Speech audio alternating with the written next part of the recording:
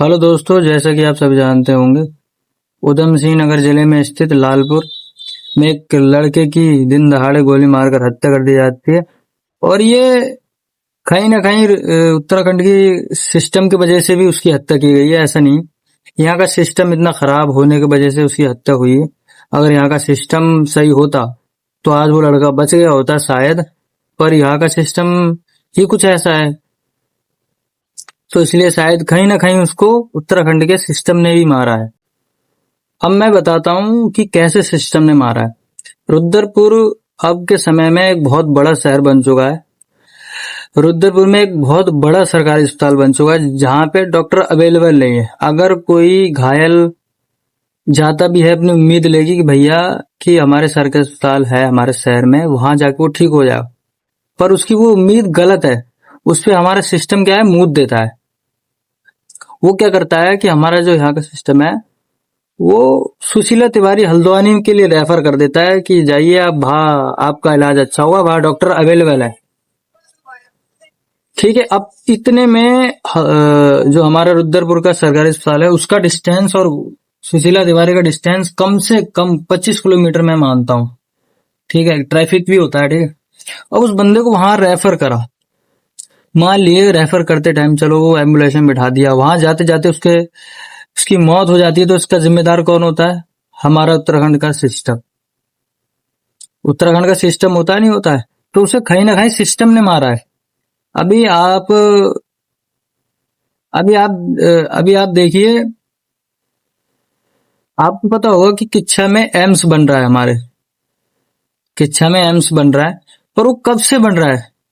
आज तक वो बन के तैयार नहीं हुआ। फिर आधा बनता है, फिर रुक जाता है, फिर आधा बनता है, फिर रुक जाता है। तो ये क्या है, हमारे उत्तराखंड सरकार का जो सिस्टम है ना, बहुत ज्यादा ढीला है, जिसके वजह से अनेकों मौतें होती हैं दिन में। अनेकों मौतें होती हैं जो हमारे सिस्टम की वजह से हो रही हैं। कि जो यहाँ का सिस्टम है वो बहुत ज्यादा कमजोर, वीक है, बहुत ज्यादा बेकार है। और इसके वजह से जो बचने वाले पेशेंट होते हैं, घायल होते हैं, वो उम्मीद लेके जाते हैं कि बच जाएंगे। पर वो क्या है कि जो टाइम होता है ना, वो बहुत ज्यादा महत्वपूर्ण होता है जीवन में। अगर वो टाइम निकल गया, क्या पता वो 1 घंटा ही उसके लिए उसका जीवन का जीवन दान हो।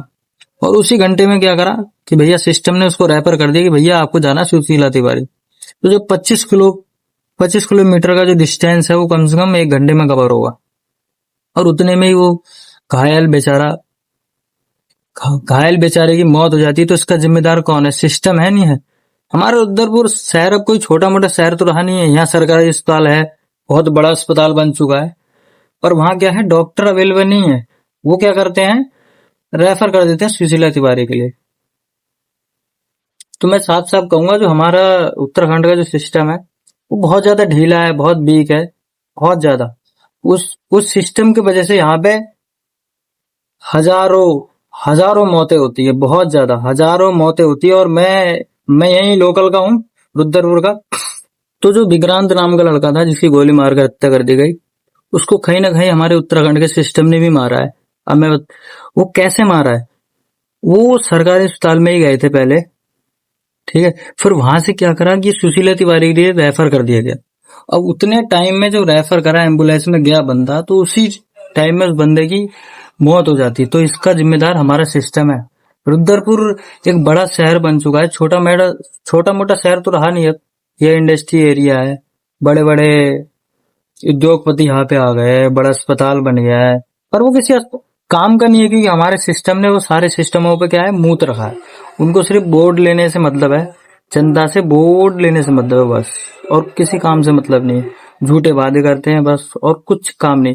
और मुझे पता है कहीं ना कहीं मैं ये वीडियो अपलोड भी करूंगा तो ये हमारा सिस्टम क्या है, उसे डिलीट भी कर सकता है। मुझे पता है ना कि जो हमारा जो सिस्टम है ना, वो क्या एकदम करप्ट हो चुका है, हर चीज में करप्ट हो चुका है। अभी मैं आपको एक और छोटी मोटी सी घटना बताता हूँ। घटना ये है कि रुद्रपुर विशाल मेगा मार्ट के सामने ना एक बैरियर है, उसके जस्ट सामने परशुराम चौक है। तो वहां पे बैरियर जो है पहले के टाइम पे खुला हुआ करता था, तो लोग क्रॉसिंग आराम से कर लिया करते थे। अब क्या है कि अब जब जब से रोड निर्माण हुआ, तब से क्या हुआ कि बैरियर को बंद कर दिया गया। तो लोग क्या है कि उसी बैरियर के ऊपर से कूद के जाते हैं। तो इसी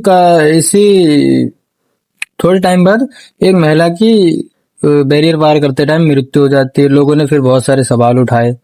सवाल उठाने के बाद जो हमारे विकास शर्मा मेयर हैं यहाँ के, तो उन्होंने उस बैरियर को खुलवा दिया।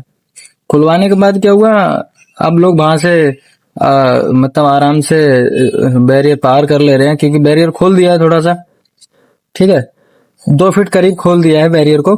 अब वहां से लोग रोड पार कर रहे हैं आराम से।